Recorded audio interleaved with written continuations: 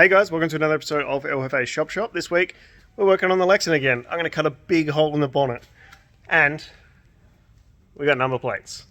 So they're just show plates obviously, but flexing, that's what we're going to call this thing. I put a little post on my personal Facebook and this was the #1 idea, so people have it. Let's put it on.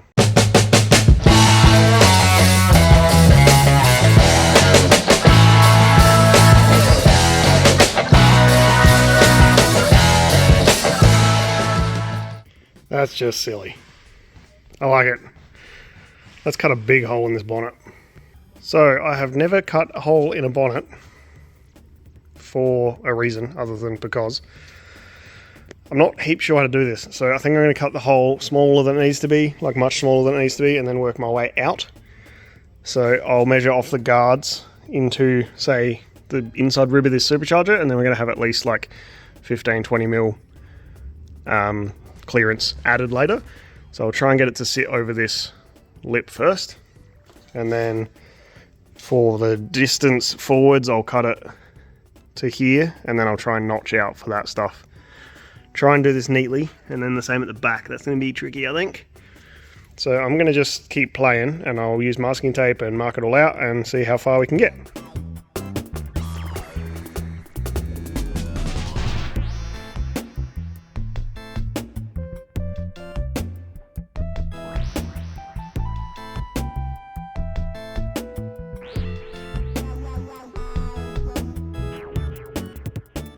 So I've not done very much, but I'm trying to sneak up on it. So I've pretty much run out of time for today, which is pretty annoying. But I reckon if I cut this square out that I'm showing here, I'll clear the throttle body. I still need to bring this out further to clear the side of the supercharger. So I think I'll start running maybe some square lines off the back there, square up the supercharger, which will fix this hole down here. And then this should be all good. And then there's a little bit more stuff here to clearance. And this side is just the corner of the supercharger, and then maybe the pulley if that's going to be a problem. And then the back is a whole another world of problems. It's getting there. So this is a little more difficult than I expected. So I've overcut a little bit in one spot, and to fix it, I'm going to have to overcut the whole thing. So I'll show you what I'm talking about, but it's not ideal. So the blower actually comes through now, which is nice. I'll trim this edge a little bit, and I need a little cut in the under structure back there, and it should fit. And then coming down towards the front, this line here is square with the front of the throttle body, and this line here is square with that side of the throttle body. But what I did is I just ran those straight, and I've got this huge, well, big hole here. I mean, compared to that hole, it's not that big. I would have rather that be straight across there, but I've messed that up. So what I would do if I had another bonnet was probably move this line back 40 mil, 50 mil to here and run it straight.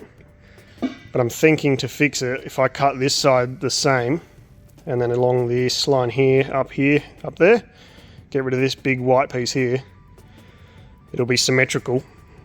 It'll be too big, but it'll be symmetrical. So I think that's the go, because symmetrical stuff sort of does my head in a little bit, so I think that's going to be the go. But the bonnet is shut, so the clearancing at the back is only just, and everything does fit. Just don't know how to make this look pretty, and that's already annoying me, so I think I'll just cut it symmetrical. Be right back. The cutting's done. It's a bit. So I decided to go with symmetrical, as I said in the last clip. I would love for this to be 20 or 30 mil further up in here, and then nice and straight, and then it would actually look a whole lot better. But at least it's symmetrical, and it's got a nice 45 on it and stuff. It looks good. You could probably do a 45 on the back here as well, which would look good. So if I get another bonnet, if you're seeing this and you've got a white bonnet in Adelaide, and it's not $800 billion, let me know, because I'll probably do this again and make the hole a bit smaller. But I'm actually really stoked with that. So on to the next job, I guess, which is not this, but there's a lot missing. So I'll take this bonnet off and tidy it up at some point, but for right this second, that's good enough. But it's silly. I'm both very stoked and surprised. I don't know. It's good. It's good. The pulley's not as high as I thought it was going to be, which is nice because the belt's not going to be out of the bonnet, but the throttle body is. So, also, if you're selling a saxophone or some kind of brass instrument with a big funnel on the end of it, hit me up. I'm going to put one on at some point. Alright, I'm going to go do another job.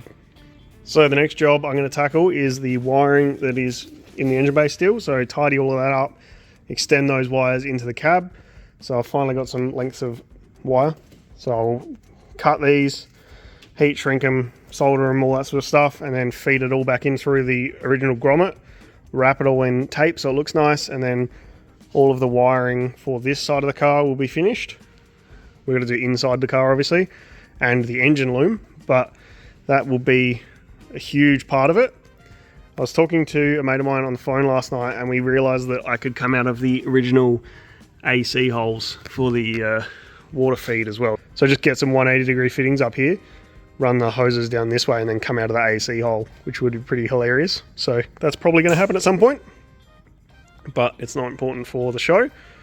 So I'll extend these wires, get them into the cab, and then start tidying up inside the cabin, because I think I'm nearly done with that. So my trusty old soldering iron died, so I had to go buy a new one, but we're back and we're working. So we've got the blue wire going to blue, which is the, I think, cooling fan.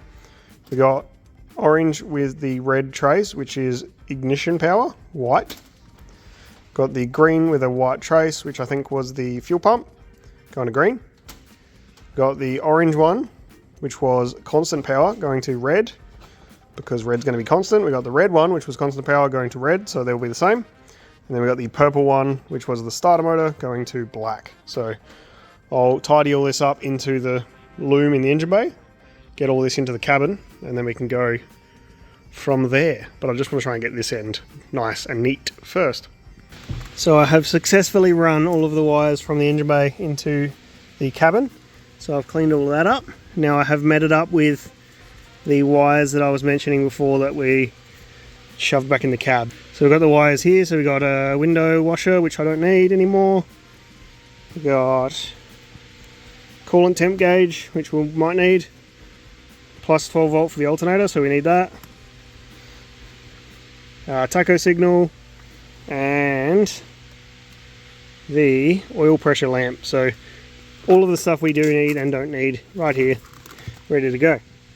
So what I'm going to do is take this center console out at this section, because two reasons. Apparently I need to drill a hole for the shifter, and apparently that comes out pretty easy, and I can just feed the wiring across into the footwell over here, and then I can do my wiring over that side.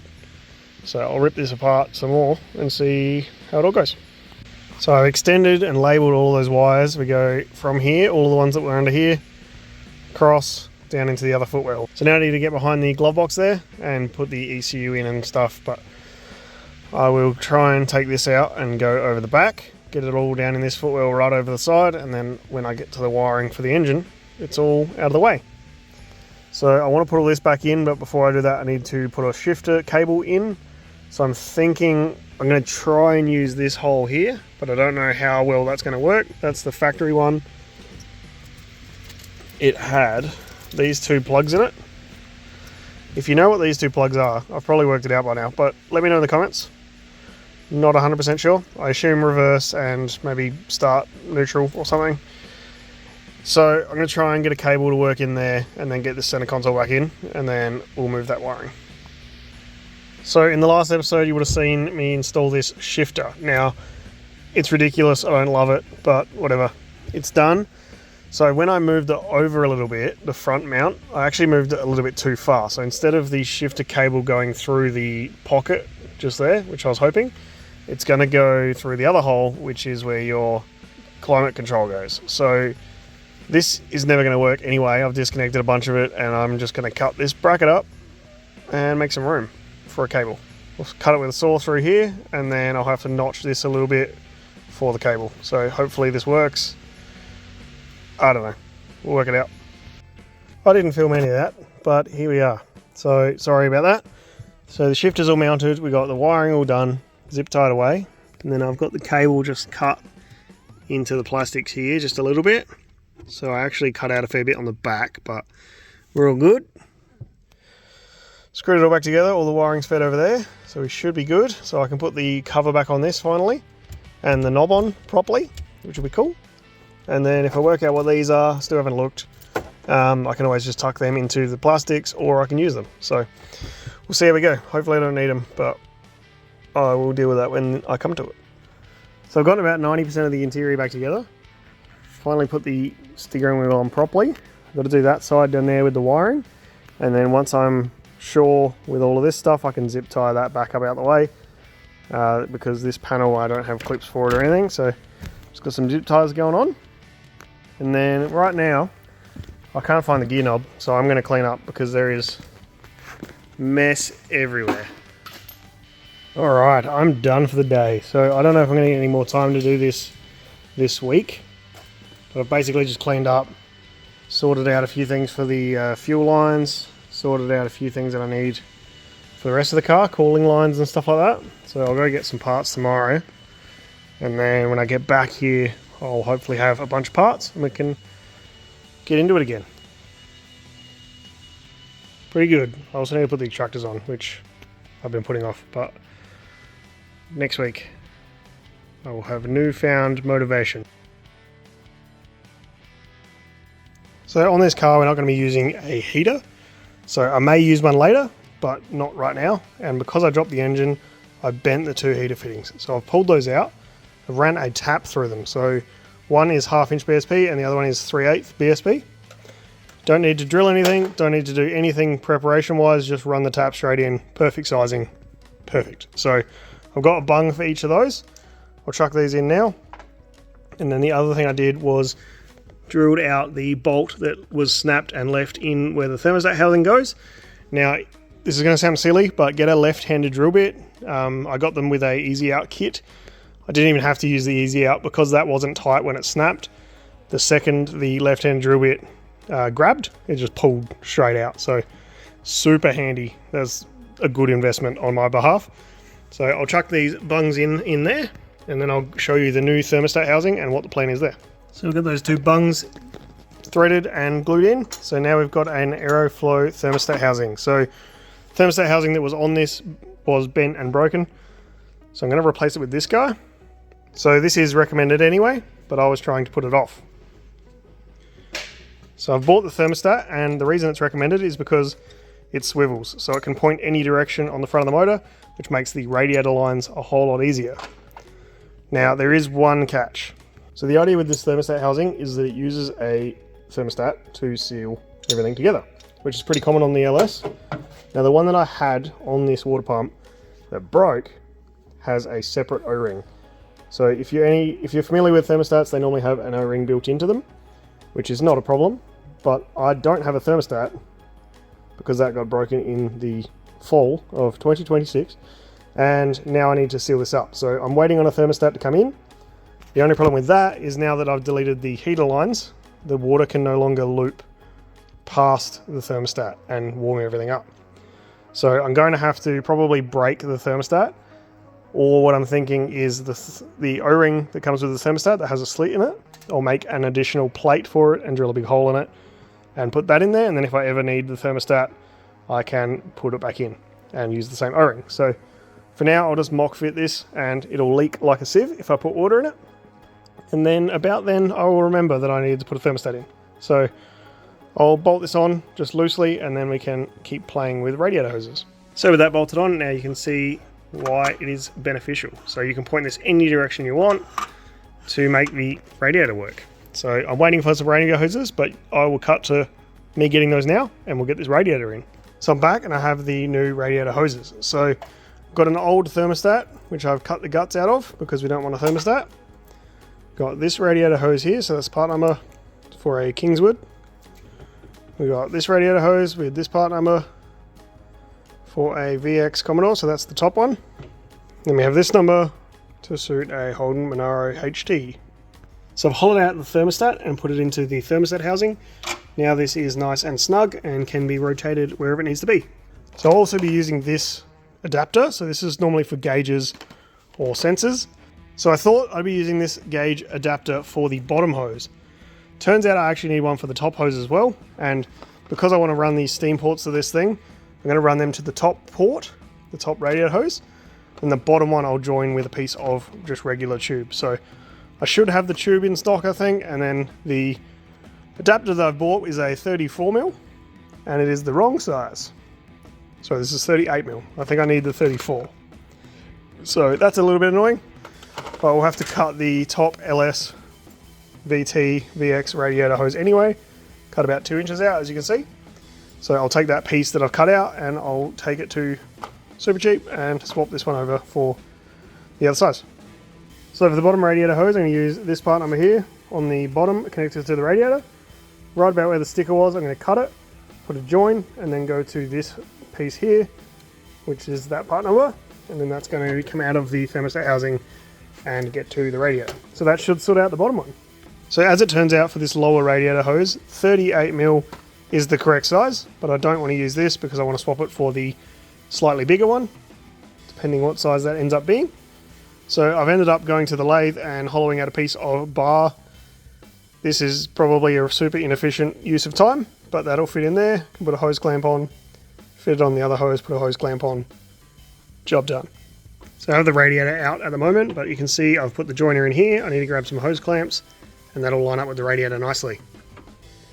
Then for the top hose, I'm going to grab the bigger one of these and then have that join in there like that, and then run the steam ports from the front of the LS into that radiator hose. So here I have the radiator in. You can see that top hose pretty much lines up. I can push it on here a whole bunch more, just need that correct joiner. Bottom hose lines up, could be a little shorter if I wanted to, but it's actually probably not going to be an issue. Might have to tweak it a little bit to get it away from this balancer, but other than that, good to go. So I'll work out what the part numbers are in the edit, but this one here I'm replacing, so that was the lower on this side. I'm going to replace it with this guy, which is a universal 38mm hose. Just tucks it in a bit nicer, and I can get it to fit a bit better. So I'm just going to replace it with this one, chuck that on, get rid of this guy, put it aside for the next project. I got the radiator in. I need to work out how it actually is supposed to mount. I still need to go to get some bits, but I finally have a bonnet prop. So I found one at U-Pull-It. I've been using a broom this whole time. So I'm going to put a plug on this fan, wire it into the existing wiring on the Commodore, and then that's actually all of the wiring for this side of the car, other than the main feed for power and earth, which I still need to run to the engine. There's a couple of plugs on the wiring for the fan. So once this is ready to stay in there for good, I'll zip tie this out the way, make it look a bit neater or something. So I just need to work out how these are supposed to be held in, because what I've got doesn't actually line up with that. And then that's pretty much done. I've got to get a few hose clamps and a joiner, but the radiator and the fan are all wired and plumbed. So I'll take this radiator out again and have a look at the next problem.